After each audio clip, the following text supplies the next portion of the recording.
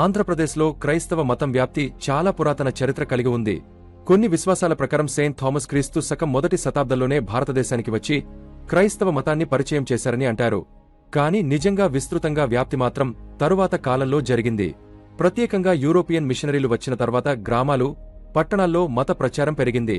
పాకశాలలు, ఆసుపత్రులు ఏర్పాటు చేసి ప్రజలకు సేవలు అందించడం వల్ల చాలామంది ఆకర్షితులయ్యారు. ముఖ్యంగా పేద మరియు వెనుకబడిన వర్గాల్లో ఈ మతం వేగంగా విస్తరించింది. దీంతో 19వ శతాబ్దంలో ఆంధ్రప్రదేశ్లో క్రైస్తవం బలంగా స్థిరపడింది.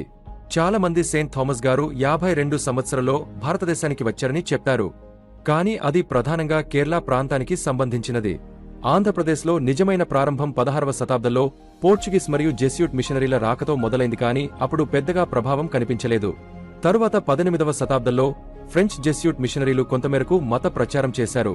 అయితే అసలు పెద్ద మార్పు మాత్రం 19వ శతాబ్దంలో వచ్చింది. ఈ సమయంలో ప్రొటెస్టెంట్ మిషనరీలు గ్రామాలు, పట్టణాల్లో విస్తృతంగా పనిచేశారు. విద్య, ఆరోగ్యం వంటి సేవల ద్వారా ప్రజలలో క్రైస్తవ మతం వేగంగా వ్యాప్తి చెందింది. 1805వ సంవత్సరంలో లండన్ మిషనరీ సొసైటీ నుంచి జార్జ్ క్రాన్ మరియు ఆగస్టస్ డెస్ గ్రాంజెస్ విశాఖపట్నంలో మిషన్ స్టేషన్ స్థాపించారు. వారు తెలుగు భాషను నేర్చుకుని స్థానిక ప్రజలతో కలిసిపోయి మత ప్రచారం చేశారు. ఇది ఆంధ్రప్రదేశ్లో క్రైస్తవ మత వ్యాప్తికి ఒక ముఖ్యమైన ప్రారంభంగా నిలిచింది. తరువాత 1840 సంవత్సరంలో అమెరికన్ బాప్టిస్ట్ మిషన్ నెల్లూరులో లోన్ స్టార్ మిషన్ను ప్రారంభించింది. ఈ మిషన్ ద్వారా విద్య మరియు మత ప్రచారం కలిసి సాగాయి. దీంతో ఆ ప్రాంతంలో క్రైస్తవ మతం క్రమంగా బలపడింది. 1866వ సంవత్సరంలో జాన్ ఎవరెట్లావ్ గారు ఒంగోలే ప్రాంతానికి వచ్చారు. ఆయన అమెరికన్ బాప్టిస్ట్ మిషన్కు చెందిన మిషనరీగా పనిచేశారు. తెలుగు భాషను నేర్చుకుని స్థానిక ప్రజలతో సన్నిహితంగా కలిసిపోయి మత ప్రచారం చేశారు. ఆయన సేవలను గుర్తించి ఆయనను తెలుగులకు అపోస్టల్ అని పిలుస్తారు. ముఖ్యంగా గ్రామీణ మరియు వెనుకబడిన వర్గాల్లో ఆయన ప్రభావం ఎక్కువగా కనిపించింది. ఆయన జీవితం మరియు సేవలు ఆంధ్రప్రదేశ్లో క్రైస్తవ మత వ్యాప్తిలో చాలా కీలకమైన పాత్ర పోషించాయి.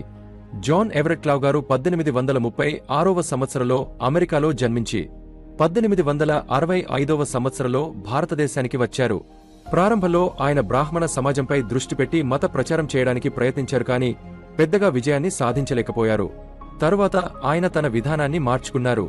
ముఖ్యంగా వెనుకబడిన వర్గాలపై దృష్టి పెట్టారు. ప్రత్యేకంగా మాదిగ వంటి దళిత కమ్యూనిటీలలో పనిచేశారు. ఈ మార్పు వల్ల ఆయనకు ఎక్కువ స్పందన లభించింది మరియు క్రైస్తవ మతం వేగంగా వ్యాప్తి చెందింది. 1876 నుండి 1878 వరకు ఆంధ్రప్రదేశ్లో అతి క్లిష్టమైన కరువు వచ్చింది. ఆ సమయంలో అతి తీవ్రమైన కరువు వచ్చింది. ఈ కరువు ప్రధానంగా మద్రాస్ ప్రెసిడెన్సీ ప్రాంతాన్ని ప్రభావితం చేసింది. పంటలు పూర్తిగా ఎండిపోవడంతో ఆహారం దొరకక ప్రజలు తీవ్రంగా బాధపడ్డారు. సుమారు 82 లక్షల మంది మరణించారని అంచనాలు చెబుతున్నాయి. గ్రామాలు ఖాళీ అయ్యే స్థాయిలో పరిస్థితి దిగజారింది. ఈ దుర్ఘటన సమాజంపై దీర్ఘకాలిక ప్రభావం చూపింది. జాన్ ఎవరెట్లావ్ గారు కరువు సమయంలో బ్రిటిష్ గవర్నమెంట్ నుంచి బకింగ్హామ్ కెనాల్లో భాగం తవ్వే కాంట్రాక్ట్ తీసుకున్నారు. ఈ పనితో వేలాది మందికి ఉపాధి మరియు ఆహారం లభించింది. ఇది ఆ సమయంలో ప్రజలకు పెద్ద సహాయంగా మారింది. కరువు సమయంలో ప్రజలు ఆకలితో ఉన్నప్పుడు మత మార్పిడి చేయడం సరైంది కాదని భావించారు. అందుకే ఆయన వెంటనే బాప్తిస్మం చేయకుండా నిర్ణయం తీసుకున్నారు. సుమారు 15 నెలలు వేచిచూసి పరిస్థితులు సాధారణ స్థితికి వచ్చే వరకు ఆగారు. ఈ నిర్ణయం ఆయన నైతిక విలువలను మరియు సేవాభావాన్ని చూపిస్తుంది. కరువు తగ్గిన తర్వాత 1878 సంవత్సరం జూలై నెలలో జాన్ ఎవరెట్లావ్ ఆధ్వర్యంలో గుండల్కమ్మ రివర్ ఒడ్డున పెద్ద స్థాయిలో బాప్తిస్మం జరిగింది. జూలై 2వ తేదీన 614 మంది, జూలై 3 తేదీన ఒక్కరోజులో 2222 మంది, జూలై 4వ తేదీన 700 మంది బాప్తిస్మం పొందారు. ఇలా 3 రోజుల్లో మొత్తం 3536 మంది మార్పు చెందారు, క్రైస్తవ మతంలోకి మారారు. తరువాత 6 వారాల్లో ఈ సంఖ్య సుమారు 9000 వరకు చేరింది. కొన్ని పుస్తకాల డేటా ప్రకారం 9666 మంది అని చెబుతారు. ఈ సంఘటన ఆంధ్రప్రదేశ్లో క్రైస్తవ మత వ్యాప్తిలో ఒక కీలక మలుపుగా నిలిచింది. ఇది ముఖ్యంగా గ్రామీణ మరియు వెనుకబడిన వర్గాల్లో పెద్ద మార్పుకు దారితీసింది. ఈ భారీ మార్పిడి ప్రధానంగా మాదిగ వంటి దళిత కమ్యూనిటీల్లో జరిగింది. ఈ కారణంగా కొందరు వీరిని రైస్ క్రిస్టియన్స్ అని విమర్శించారు. అంటే ఆకలి కారణంగా మతం మార్చుకున్నారని ఆరోపణలు వచ్చాయి. కాని జాన్ ఎవరెట్లావ్ గారి విషయంలో మిషనరీ రికార్డులు వేరే విషయాన్ని చెబుతున్నాయి. ఆయన కరువు సమయంలో వెంటనే బాప్తిస్మం ఇవ్వకుండా నిరాకరించారు. ప్రజలు ఆకలి వల్ల కాకుండా నిజమైన విశ్వాసంతో మారాలి అనే ఉద్దేశంతో వేచి చూశారు. పరిస్థితులు మెరుగుపడిన తర్వాత మాత్రమే బాప్తిస్మం నిర్వహించారు. అందువల్ల ఈ మార్పులు విశ్వాసంపై ఆధారపడి జరిగాయని మిషనరీలు పేర్కొన్నారు. మిషనరీలు అనేక ప్రాంతాల్లో ఆసుపత్రులు, పాకశాలలు మరియు అనాథాశ్రమాలు నిర్మించి ప్రజలకు సేవలు అందించారు. ఈ సేవల ద్వారా ముఖ్యంగా వెనుకబడిన వర్గాలకు విద్య మరియు సమానత్వం అందించామని వారు చెప్పారు. చాలా మంది దళితులకు ఇది కొత్త అవకాశాలను తెరిచింది మరియు వారి జీవన స్థితి మెరుగుపడింది. అయితే ఈ ప్రక్రియపై విమర్శలు కూడా ఉన్నాయి.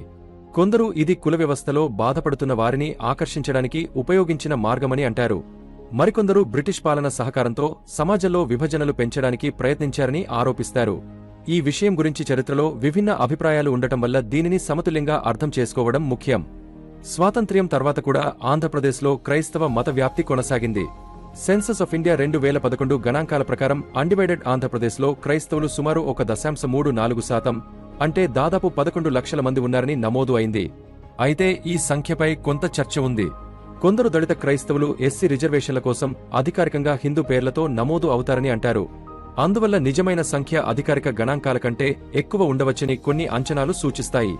ఇది పూర్తిగా నిర్ధారించబడిన విషయం కాకపోయినా సామాజికంగా చర్చించబడుతున్న అంశంగా ఉంది. అందుకే ఈ విషయాన్ని జాగ్రత్తగా మరియు సమతుల్యంగా అర్థం చేసుకోవాలి. ఆధునిక కాలంలో ఆంధ్రప్రదేశ్ రాజకీయాల్లో కూడా క్రైస్తవ మతం గురించి చర్చలు కొనసాగుతున్నాయి. వైఎస్ రాజశేఖర రెడ్డి మరియు వైఎస్ జగన్ మోహన్ రెడ్డి కుటుంబాలకు క్రైస్తవ బ్యాక్గ్రౌండ్ ఉందని కొందరు ఆరోపణలు చేస్తుంటారు. అయితే ఇవి రాజకీయ చర్చలలో భాగంగా వచ్చే అభిప్రాయాలే. అలాగే చర్చ్ల నిర్మాణం, విదేశీ నిధులు వంటి అంశాలపై కూడా వివాదాలు మరియు చర్చలు జరుగుతున్నాయి. ఆంధ్రప్రదేశ్లో ప్రస్తుతం యాంటీ కన్వర్షన్ చట్టం లేదు. కానీ ఉత్తరప్రదేశ్, మధ్యప్రదేశ్ వంటి కొన్ని రాష్ట్రాల్లో ఇలాంటి చట్టాలు అమల్లో ఉన్నాయి. ఈ అంశం సామాజిక, రాజకీయ, మతపరమైన కోణాల్లో చర్చకు వస్తూ ఉంటుంది. అందుకే దీనిని సమతుల్యంగా, వాస్తవాల ఆధారంగా అర్థం చేసుకోవడం ముఖ్యం.